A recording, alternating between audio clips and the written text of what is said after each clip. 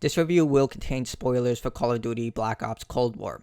So I'm going to go off script here. Heck, I'm not even going to write a script for this game because it's not worth it. Genuinely speaking, this is not worth $70 for it.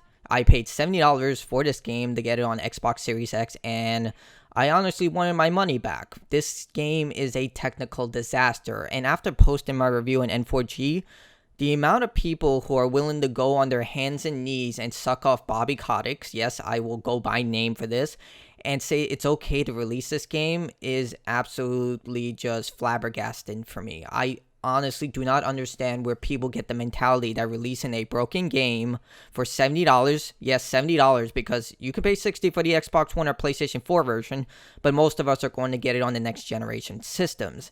And it's incredibly problematic, just like last year, just like the year before that. Every year, Call of Duty releases with more and more problems that were never existent in the Call of Duties of my years. I know I'm old, I'm 30 years old, but when Call of Duty 4 Modern Warfare released, it was playable. At least you can get into a game and play the game, and it was great. Same thing for Modern Warfare 2, Modern Warfare 3, Call of Duty Black Ops. They had stable multiplayer experiences and campaigns. Here, no, not at all. The game crashed on me. I counted 32 times as of the filming of this review, but people have been reporting 60, 50. There have been one individual actually told me they had to issue a factory reset on their Xbox Series X because it crashed their system so hard.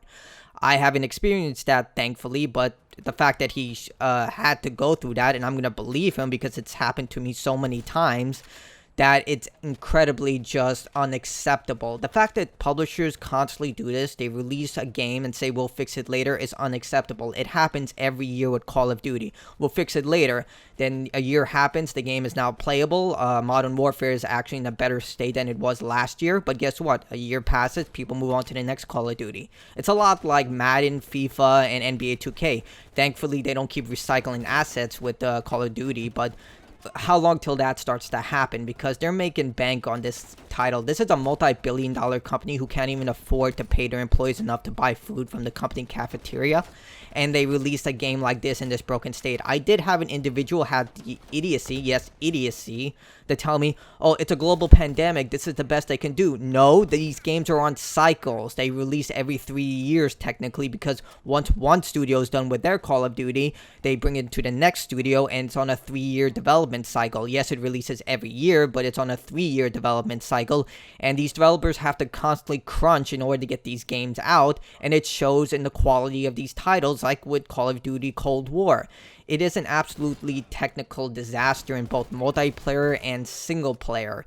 I don't understand how they can charge this much for this game, but we do get this. I might show a montage of what this game shows and provides to the player, but for now I'm going to focus on individual segments, but yeah, there might be a montage here or there. So what is the story here? Well, again, people keep defending that this is such a great story. But here's the summary of the story. Basically, some evil, powerful terrorist gets their hands on a nuclear weapon and you have to stop them, or you can actually join their sides.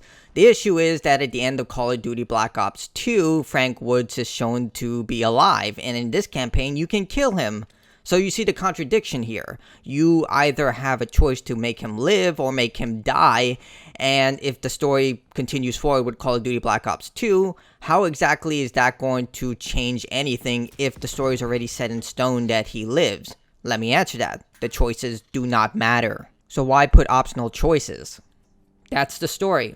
100%.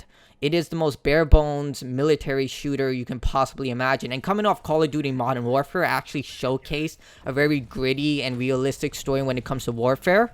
Here, it's just a by-the-numbers military shooter. They tried to hide it with optional dialogue, but anyone who's played the future Call of Duty games, especially Black Ops 1 and 2, actually had a story that showcases the progression of Frank Woods' narrative.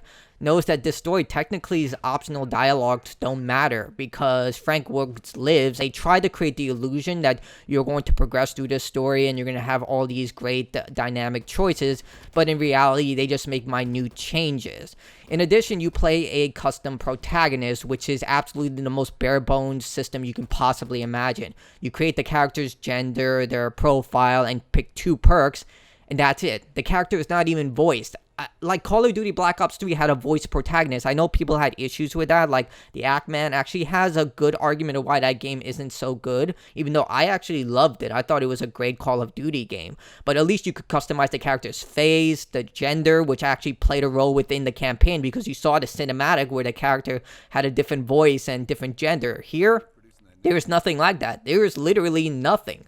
The character does not speak. It has a bare bones narrative system where you just click dialogue options. The character doesn't even talk to them. They just respond to you, and it develops no sense of camaraderie. Like, the character's name is Belle, and that's it. I'm pretty sure that there's a slip behind her that they just puppet her. Because this character, I played as a female character, so I'm referring to her as her.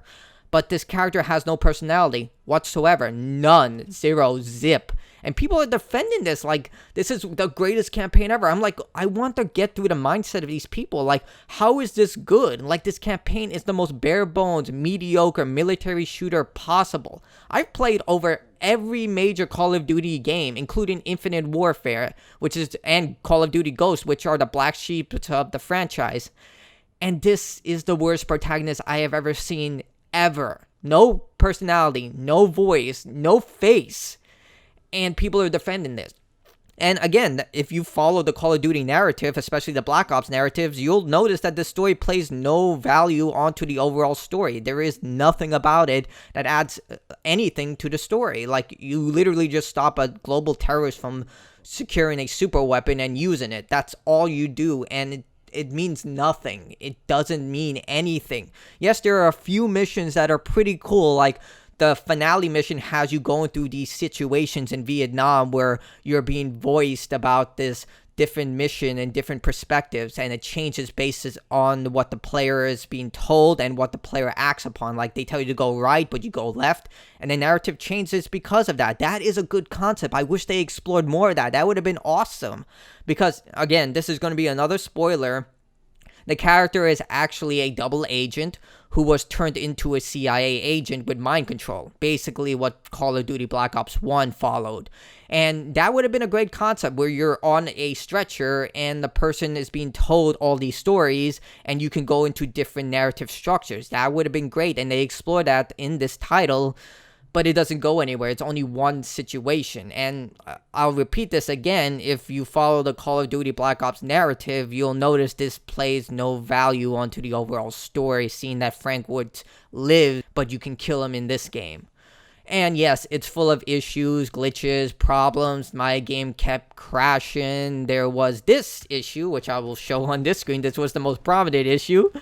Funny. It's just funny. Like, I don't understand how people are okay with this. These are probably the same people who are okay with Fallout 76 when it released. Like, it's not okay. A multi-billion dollar company releasing a game in this technical quality is not acceptable. And people who say, well, they did their best because of the global pandemic. No, because guess what? These games are on a 3-year cycle. And another thing, whereas other publishers and developers have delayed their game because of the pandemic, Activision chose not to. They released the game as it is, and the publisher decides the release date. Not Treyarch, not Raven Software. Freaking Activision released this game and said, it's okay to send it out and charge $70 for it. No, not okay at all. Now, I didn't hate everything about this game. Yes, the technical quality is absolutely a disaster, but the in-game cinematics are absolutely beautiful. Now, they've kind of fixed them. Before, they had this red flare to them, but now sometimes sound doesn't play. I mean, don't believe me, here you go.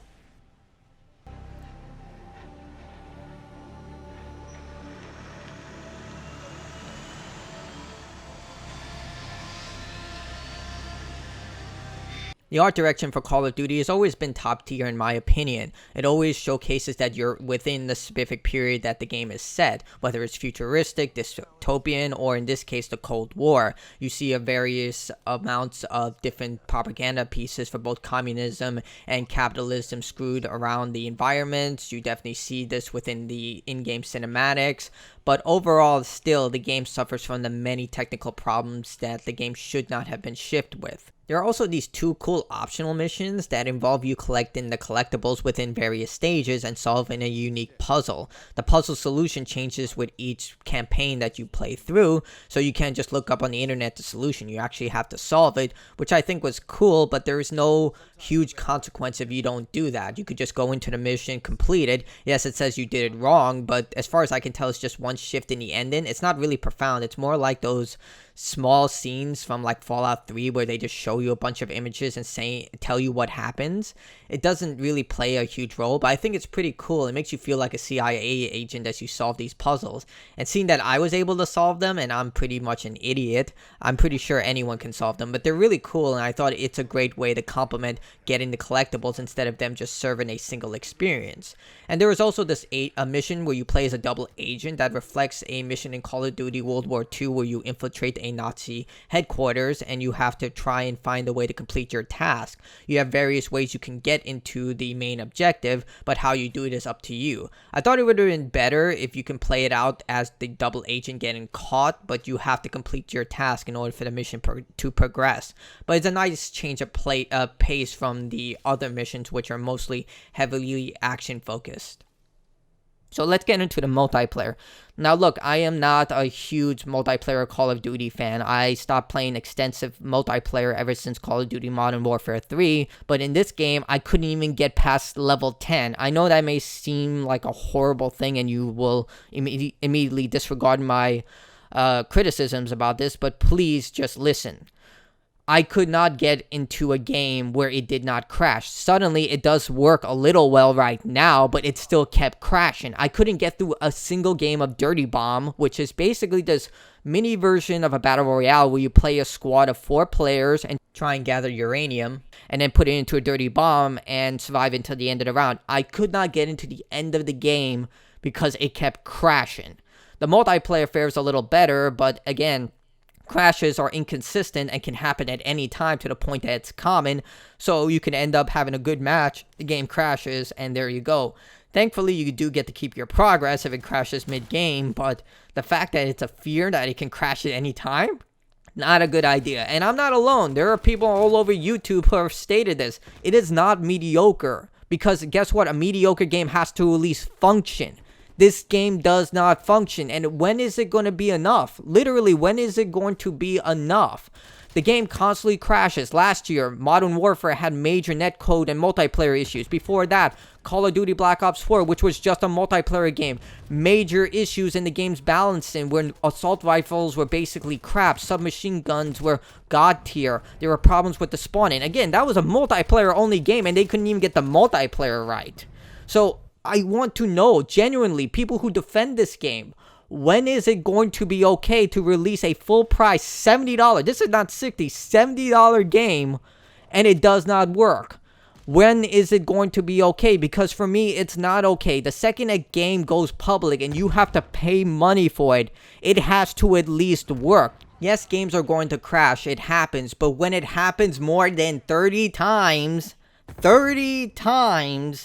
then it's too much. And it's not even just the game crashing. It shuts down your entire system. Not okay. Not worth full price. Heck, this is not even... There are early access games that operate better than this. It's not okay. It's no longer mediocre. This is not acceptable. You should not have to spend $70 for a game that does not work.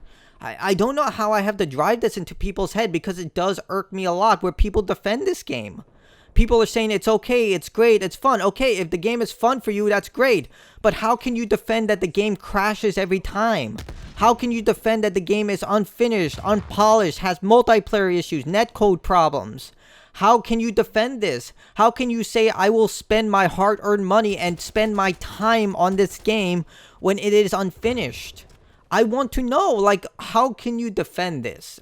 And I have yet to get a stable response. People just curse me out. They just say, you're an idiot. You don't know what you're talking about. Okay, I don't know what I'm talking about when the game crashed my entire system 30 times. I know exactly what I'm talking about, and I'm not alone here. This isn't a separate issue. This is happening to a lot of people. Call of Duty Black Ops Cold War is a prime example of how this series has fallen. It has been catapulted into the ground and shows how little QA means to these publishers. It does not matter, because guess what? These executives, they're going to get paid multi-billion dollars. They're going to get it. And what's worse is the people who only can afford one game per year. There are people out there who can only buy one game, and this is usually their game because this is a popular game. A lot of their friends probably buy this title. They say, oh, we're going to get Call of Duty on this system, and this is what we're going to get. And that one person says, okay, they get this. And the game constantly crashes. It has problematic issues. And that person has to feel like, oh, God, I can't do anything about it. This was all I can afford. Especially during this hard time where people don't have the same amount of disposable income as they once did. This is not acceptable. Do not buy this game. Do not support it. Wait until it is heavily discounted. I mean, $25 at most, I would say this game is worth, even on next generation systems. Do not buy this game. In fact, go back to last year and buy the previous Call of Duty. At least that works. You can get that at probably a discounted price used if you are lucky. But do not buy this game at full price. And if you're wondering why I haven't talked about Warzone yet, it's because Warzone is technically free to play, and you can download that game without having to pay $70 for this title. Look, if you enjoyed this game, all the more power to you. Taste is subjective. You are free to like what you want. But do not, in any regard, try and argue with me that this is a finished game. It crashes constantly. It has problematic technical issues non-existent in games that are $60. This is a game flawed with so many problems that it has no right to be called a finished product. It should be early access at best. It is not finished, and by paying $70, you are voting with your wallet saying this is okay. Released unfinished games are okay, and we will pay full price for them. I, for one, refuse to accept that and want people to know that I made a bad choice making the purchase for a $70 game that's not worth it.